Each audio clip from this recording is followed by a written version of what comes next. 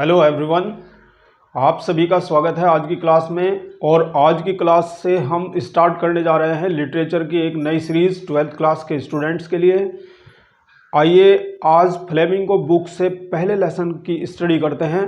तो देखिए, पहला लेसन जो यहाँ पर लिखा है उसका नाम है the last lesson. The last lesson का मतलब होता है, हिंदी में इसे बोलते हैं अंतिम पाठ।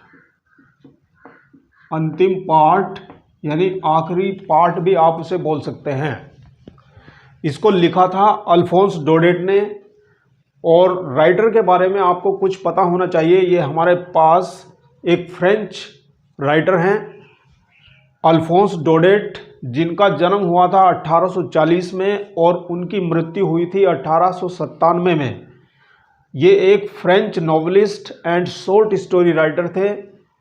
और इनके बारे में जो विशेषता है वो विशेषता यह है कि इन्होंने प्रांतीय अपने जीवन के अपने सोशल एक्सपीरियंस को अपनी शॉर्ट स्टोरीज में, अपने नॉवेल्स में उतारा है। आइए उनके इस सोशल एक्सपीरियंस का अनुभव करते हैं लेसन नंबर 1 में, जिसका टाइटल उन्होंने दिया है द लास्ट लेसन, अंतिम पाठ। इस लेसन की जो थीम रखी गई है अल्फोंस डोडेट के द्वारा, वो रखी गई है इम्पोर्टेंस ऑफ मदर टंग, यानी मातृभाषा की महत्ता। मातृभाषा की महत्ता कितनी महत्वपूर्ण होती है हमारी मातृभाषा हमारे लिए, ये उन्होंने बताने की कोशिश की है यहाँ पर इस लेसन के माध्यम से। एक और बात मैं आप लोगों को बताना चाहता हूँ कि अक्सर स्टूडेंट हमारे कंफ्यूज होते हैं कि वो डिफरेंस समझ नहीं पाते हैं चैप्टर और लेसन में। तो what is the difference between chapter and lesson. तो देखिए, यहाँ पर ये मैंने लेसन लिखा है। चैप्टर और लेसन में डिफरेंस आपको समझना है। Chapter only gives us information, chapter केवल हमें इंफॉर्मेशन देता है। But a lesson gives us moral values, teaches us something new lesson. तो लेसन जो है हमेशा हमें एक सबक सिखाता है, हमें मोरल वैल्यूज के बारे में बताता है। तो ये डिफरेंस होता है लेसन और चैप्टर में। आइए इस लेसन के कुछ कैरेक्टर्स को डिस्कस कर लेते हैं। लेसन्स के कैरेक्टर, इंपॉर्टेंट कैरेक्टर यहाँ पर लिखे हैं। कहानी का जो हीरो है वो फ्रेंच है। ये फ्रेंच एक छोटा लड़का है। और मिस्टर एम हैमिल एक कैरेक्टर हैं, बहुत इंपॉर्टेंट कैरेक्टर हैं मिस्टर एम हैमिल, जो एक स्कूल में टीचर हैं। नेक्स्ट कैरेक्टर हमारा है वॉक्टर। वॉक्टर एक ब्लैक स्मिथ है, एक लुहार है, गांव से है। फिर नेक्स्ट कैरेक्टर हमारे पास में होजर है। होजर एक ओल्ड मैन है, एक बूढ़ा आदमी है गांव का। और बहुत सारे विलेजर्स हैं जो कैरेक्टर, विलेजर्स के कैरेक्टर हैं कहानी में आते हैं। तो आइए बिना कोई देरी किए हुए अपनी कहानी को शुरू करते हैं, जो कहानी लिखी गई थी 1870 में, 1870 में। तो आइए 1870 में चलते हैं। ये माय डियर स्टूडेंट्स, कहानी की जो शुरुआत होती है, कहानी की शुरुआत होती है फ्रैंको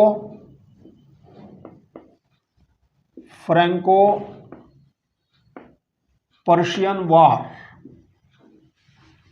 फ्रैंको पर्शियन वार से शुरुआत होती है कहानी की, यानी फ्रांसीसी, आप हिंदी में समझ सकते हैं, फ्रांसीसी और पुर्तगाली, फ्रांसीसी और पुर्तगालियों का युद्ध चल रहा था। और यह युद्ध चला था 1870 से 1871 तक, यानी एक पूरे 1 ईयर तक यह युद्ध चला था। तो यहाँ पर फ्रांस जो है क्षेत्रफल में, जनसंख्या में बहुत बड़ा था। और जो पर्शियंस बोला जा रहा है, यानी पुर्तगाली लोग जो बोले जा रहे हैं, उस समय जो पर्शिया था,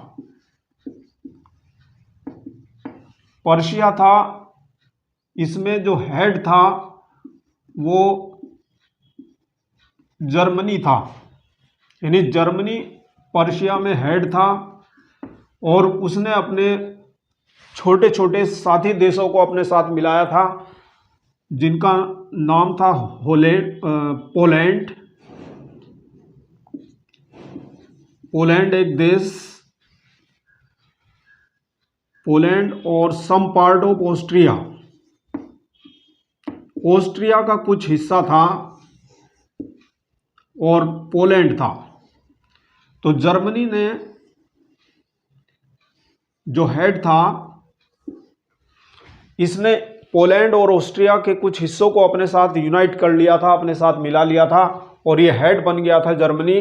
और तब इनकी ताकत बढ़ गई थी और इन लोगों को पर्शियन कहा गया है, क्योंकि ये लोग जो है पर्शियन थे, पुर्तगाली थे। तो इन सब ने मिलकर के अटैक कर दिया था फ्रांस के ऊपर।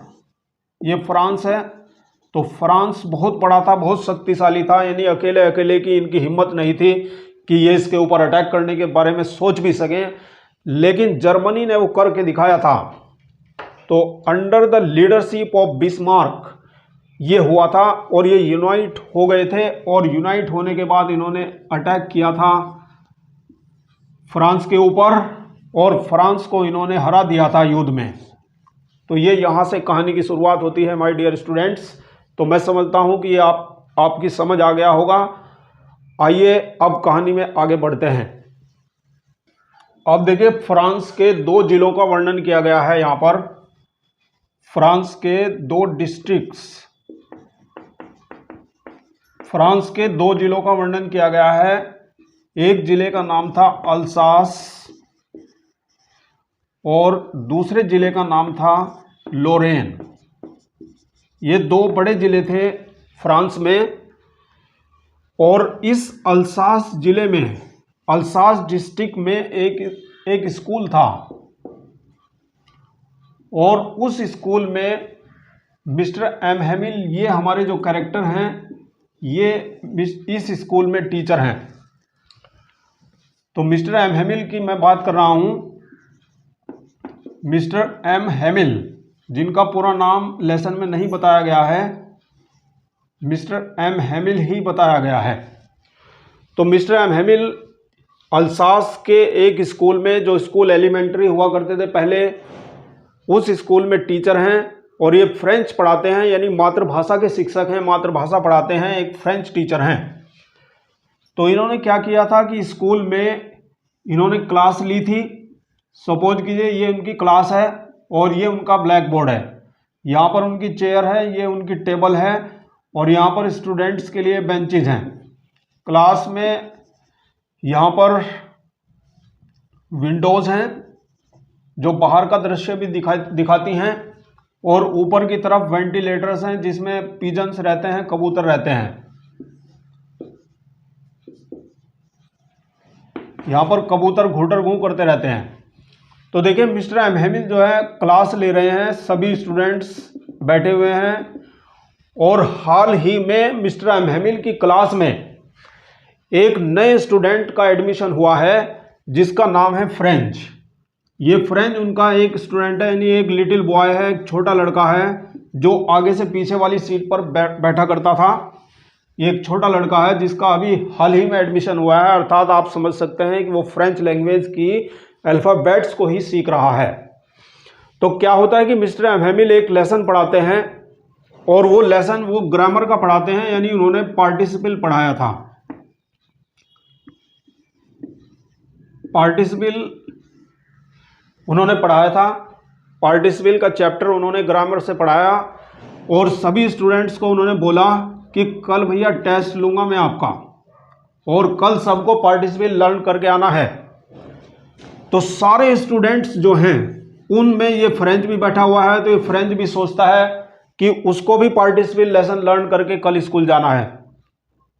तो भैया अब कल हो जाती है, और कल यानी फ्रेंच जो है, अब देखिए फ्रेंच अपने घर से, ये फ्रेंच का घर है,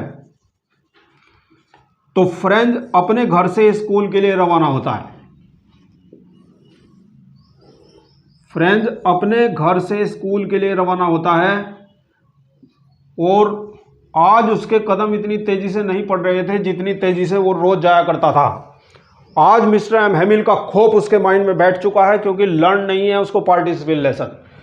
इसलिए पार्टिसिपल जब उसको लर्न नहीं है, क्योंकि आज टेस्ट है, मिस्टर एम हेमिल पूछेंगे पार्टिसिपल के बारे में, तो इसलिए मिस्टर एमहमिल का खौफ जो है फ्रेंच को है, यानी डर लगा हुआ है। और इसी वजह से वो सोच रहा है कि आज उसे स्कूल जाना ना पड़े, वो स्कूल ना जाए। इसलिए वो आउटर जॉयज के बारे में सोचता है, बाहरी आनंदों के बारे में सोचता है, और वो सोचता है कि आज वो स्कूल ना जाए। आज वो सोच रहा है कि बहुत ही ब्राइट सनशाइन डे है, बहुत ही सूर्य अच्छा चमक रहा है, दिन बिल्कुल गर्म है, और पक्षियों की चहचहाहट उसको अक्सर जो है लालायित किया करती थी, उसको अट्रैक्ट किया करती थी। और जो सोल्जर्स थे, पर्शियन सोल्जर्स, जो ब्लू कलर की यूनिफॉर्म पहने हुए रहते थे, वो पहाड़ी रास्ते से दौड़ा करते थे, तो उनको देखना बहुत अच्छा लगता था फ्रेंच को। तो इसलिए वो सोचता है कि आज वो स्कूल ना जाए, आज वो इधर उधर अपना टाइम वैसे ही पास कर ले। लेकिन वो ऐसा नहीं करता, वो डिसाइड करता है स्कूल जाने का। तो इसलिए वो जब जा रहा था तो रास्ते में टाउन हॉल पड़ता था, और टाउन हॉल पड़ता था मोड़ पर, यानी रास्ते के मोड़ पर पड़ता था। तो टाउन हॉल के पास एक बुलेटिन बोर्ड था, एक बुलेटिन बोर्ड था। इस बुलेटिन बोर्ड पर भैया न्यूज आती थी, न्यूज फ्रॉम वार, यानी युद्ध की खबरें यहां पर आती थी। चाहे वो बैड न्यूज है, चाहे वो गुड न्यूज है, अच्छी या बुरी, अच्छी तो होती नहीं थी, बुरी न्यूज यहां पर आती थी। तो इस वजह से फ्रेंच देखता है, जब फ्रेंच यहां से गुजरता है, टाउन हॉल से जब वो गुजरता है, क्योंकि वो लेट हो चुका है तो इसलिए वो भाग रहा है। तो जैसे वो गुजरता है तो वो देखता है कि बुलेटिन बोर्ड के चारों तरफ बहुत से लोगों की भीड़ लगी है, और कोई भी एक दूसरे से बात नहीं कर रहा था, सभी मुंह लटकाए हुए खड़े थे, यानी सभी दुखी मालूम पड़ रहे थे। लेकिन फ्रेंच को समझ नहीं आया कि ये ऐसा क्यों हो रहा था। फिर चूंकि वो समझ रहा है कि लेट हो चुका है, इसलिए वो दौड़ता है आगे की तरफ, स्कूल की तरफ दौड़ रहा है। तो रास्ते में उसको ये मिलता है, वॉक्टर मिलता है, यानी वॉक्टर जो है ये एक ब्लैक स्मिथ है, एक लुहार है, ये गांव का लुहार है जो वहां पर उसको मिलता है, और ये कहता है कि आराम से चलो, तुम जल्दी पहुंच जाओगे स्कूल में, अभी देरी नहीं हुई है। लेकिन उसे पता है कि वो समझ रहा है कि वो लेट हो चुका है, तो इसलिए वो दौड़ता है, और नहीं वो बुलेटिन बोर्ड की तरफ ध्यान देता है, क्योंकि उसे पता है कि भैया कोई अच्छा समाचार नहीं होगा, बुरा ही समाचार है। तो इसलिए वो आगे बढ़ चलता है। और जैसे ही उसने स्कूल की गली में प्रवेश किया था तो उसको बिल्कुल एकदम से साइलेंस, यानी एवरीवेयर साइलेंस वो महसूस करता है, यानी एकदम से शांति महसूस करता है। और उसको ऐसा लगता है कि it was Sunday that day, क्योंकि वहां पर कोई आवाज़ नहीं आ रही थी। नॉर्मल जैसे ही वो रोज जाया करता था तो स्कूल चलने की आवाज़ें बाहर गली में ही सुनाई पड़ती थी, यानी आवाज़ें कैसी, जैसे ओपनिंग द डेस्क, यानी डेस्कों के खोलने और बंद करने की आवाज़ वहीं पर सुनाई पड़ती थी। टीचर के मेज पर रूल पटकने की आवाज़ वहीं पर सुनाई पड़ती थी, और बच्चों के हशल बशल यानी शोरगुल, बहुत ही हल्ला गुल्ला बच्चे मचाते थे, वो गली में बाहर ही सुनाई पड़ता था। तो यहीं से अंदाज़ा लग जाता था कि स्कूल चल रहा है, स्कूल लग रहा है। लेकिन आज कोई भी आवाज़ नहीं थी, हर जगह शांति थी। तो इस वजह से फ्रेंच को ऐसा लगा कि जैसे आज संडे की छुट्टी हो, लेकिन संडे नहीं था। He was quite sure that it was not Sunday that day, so he decided to go ahead towards the school. इसलिए वो स्कूल की तरफ अब आगे बढ़ चलता है। स्कूल यानी क्लास पहले ही लग चुकी है, मिस्टर एमहमिल क्लास के अंदर मौजूद हैं। एवरी स्टूडेंट यानी हर एक स्टूडेंट जो है वो पहले से ही अपनी सीट ले चुका है। अब चूँकि फ्रेंच को देरी हो गई है तो फ्रेंच को एकदम से डर लग रहा है कि मिस्टर एमहमिल जो है उसको डांटेंगे, क्योंकि लेट हो चुका है। लेकिन आज फ्रेंच को मिस्टर एमहमिल डांटते नहीं हैं। और जैसे ही वो अंदर जाता है, वो अपनी सीट पर बैठता है। सीट पर बैठने के लिए मिस्टर एमहमिल उसे कहते हैं कि अरे फ्रेंच, आओ आओ, वेलकम, हम तुम्हारे बिना ही क्लास शुरू करने जा रहे थे, आओ बैठो। तो बिल्कुल ये जो वर्ड्स थे मिस्टर एमहमिल के, ये एस्टोनिशिंग लगे फ्रेंच को, एकदम से आश्चर्यचकित लगे, क्योंकि डांटने के बजाय उसको इतने प्रेम से कह रहे हैं कि वेलकम फ्रेंच, आओ, हम तुम्हारे बिना ही क्लास शुरू करने जा रहे थे। तो फ्रेंच बैठ जाता है। अब फ्रेंच देखता है मिस्टर एम हेमिल की जो ड्रेस है वो भी उसको आश्चर्यचकित करती है, क्योंकि मिस्टर एम हेमिल ने अपनी इंस्पेक्शन डे वाले दिन की ड्रेस पहनी हुई थी। यानी जब इंस्पेक्शन होता था स्कूल में तो तब वो उस खास पोशाक को पहन करके आते थे। उन्होंने कोट पहन के रखा है और उन्होंने हैट लगाया हुआ है एम्ब्रॉयडरी वाला, और इसको वो कभी भी पहनते नहीं थे, इसको वो संडे को पहनते थे या फिर इंस्पेक्शन वाले दिन पहना करते थे। अब फ्रेंच जो है पीछे की तरफ गर्दन घुमा करके देखता है। जो बेंचेस हमेशा खाली पड़ी रहती थी, पीछे वाली बेंचेस हमेशा खाली पड़ी रहती थी, आज वे भी खचाखच भरी पड़ी हैं, और इन बेंचों पर विलेजर्स बैठे हुए हैं, गांव के लोग बैठे हुए हैं। फ्रेंच की समझ नहीं आ रहा है कि क्या हो रहा है। अब गांव के लोग बड़े बड़े स्पेक्टिकल्स लगाए हुए, बहुत ही एल्डरली पर्सन्स यहाँ पर बैठे हुए हैं, बूढ़े बुजुर्ग लोग बैठे हुए हैं, हाथ में बकेट ले रहे हैं, गुलदस्ते ले रहे हैं, और कोई बाइबल पढ़ रहा है। तो फ्रेंच की समझ नहीं आ रहा है कि ये आज क्या हो रहा है। क्लास में एकदम से सन्नाटा है, बिल्कुल एकदम से शांति है। अगर कोई आवाज़ आ रही है तो वो कबूतरों के कूइंग की आवाज़ आ रही है, कबूतरों के घुटर घू की आवाज़ आ रही है। बहुत देर हो जाती है। अब मिस्टर एम हेमिल बोलना शुरू करते हैं और इस साइलेंस को, इस चुप्पी को तोड़ते हैं।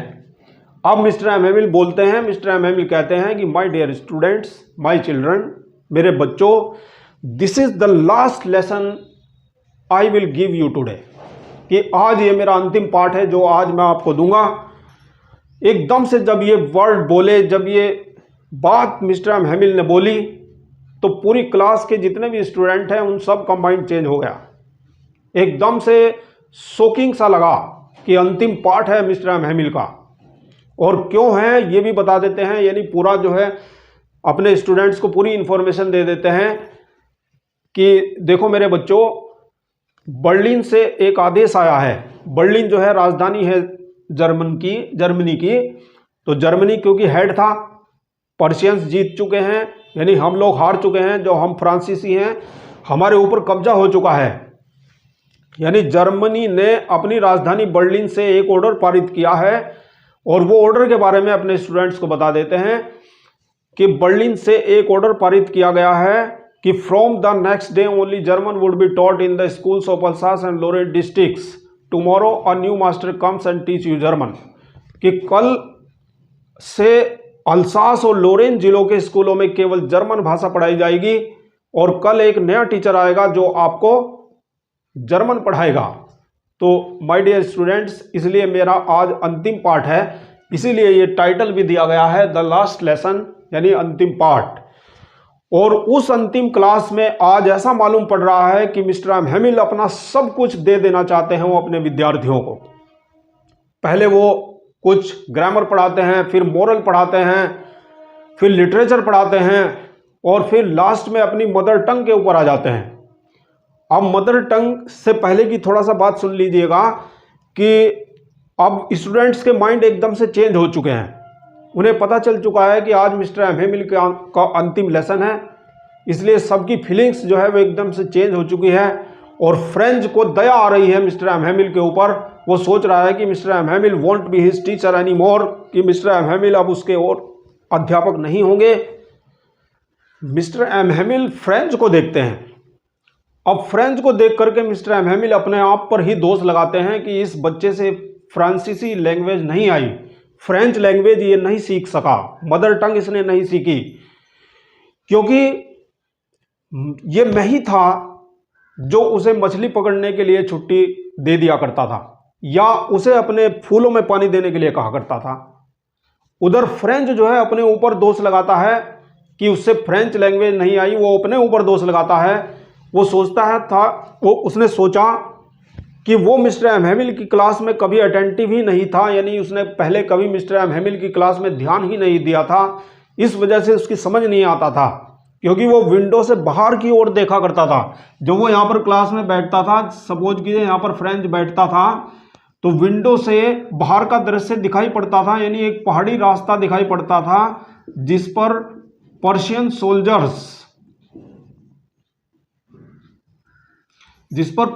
सोल्जर्स दौड़ते हुए दिखाई पड़ते थे ब्लू कलर की यूनिफॉर्म में। तो वो फ्रेंच उनको देखा करता था, उसे बहुत अच्छा लगता था।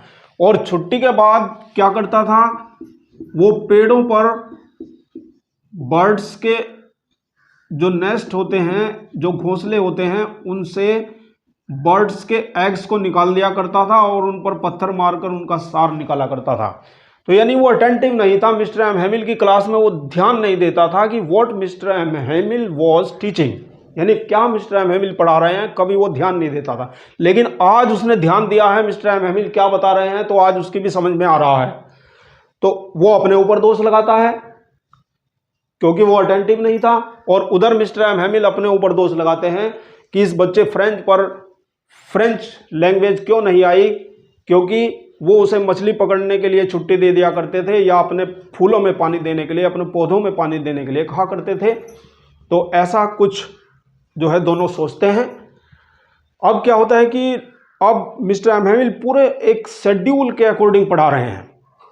उन्हें पता है कि उन्हें चले जाना है, उनका ये आज अंतिम पाठ है, लेकिन फिर भी अपने पूरे टाइम टेबल के अकॉर्डिंग वो बच्चों को पढ़ा रहे हैं। उनके साहस की प्रशंसा करनी चाहिए, यानी क्या गजब का साहस मिस्टर एम हेमिल में है, यानी वो बिल्कुल दुखी नहीं है और बिल्कुल अपने पूरे शेड्यूल के अकॉर्डिंग अपने बच्चों को पढ़ा रहे हैं। तो बहुत अच्छी क्लास उनकी चल रही है और सभी बच्चों की फीलिंग्स आ रही है, सभी स्टूडेंट्स की ऐसी फीलिंग आ रही है कि मिस्टर एम हेमिल की क्लास कभी ख़त्म ना हो, बिल्कुल मिस्टर एम हेमिल की क्लास यूं ही चलती रहे।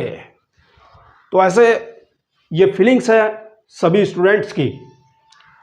अब देखिए माय डियर स्टूडेंट्स, क्या होता है कि अब लास्ट में मिस्टर एम हेमिल अपनी मातृभाषा के ऊपर आ जाते हैं, यानी जो उनकी थीम है लेसन की, राइटर की, वो यहाँ पर अब लाते हैं मिस्टर एम हेमिल कैरेक्टर के द्वारा कि मिस्टर एम हेमिल अब अपनी मदर टंग के बारे में अपने स्टूडेंट्स से बोलते हैं कि माय डियर स्टूडेंट्स, कि मेरे प्यारे विद्यार्थियों, माय डियर चिल्ड्रन, मेरे प्यारे बच्चों, our mother tongue French is the most beautiful language in the world, कि हमारी मातृभाषा फ्रेंच संसार में सबसे अधिक सुंदर भाषा है। It is the most logical language in the world, यह संसार में सबसे अधिक तार्किक भाषा है।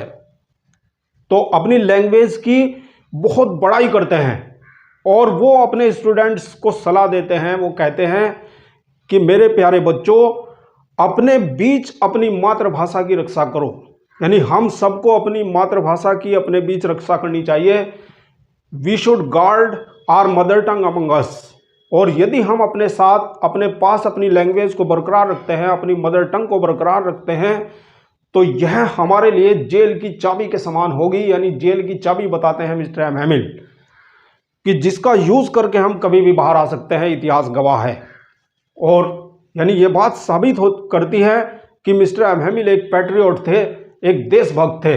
और फिर वो लास्ट में एक चौक का टुकड़ा उठाते हैं और बोर्ड पर जाते हैं भैया, और बहुत बड़ा बड़ा सा, जितना बड़ा बड़ा वो लिख सकते थे, यानी पूरी ताकत के साथ उन्होंने लिखा था वाइव ला फ्रांस, वाइव ला फ्रांस, ये उन्होंने लिखा था, जिसका मतलब है फ्रांस जिंदाबाद। इसका मतलब है फ्रांस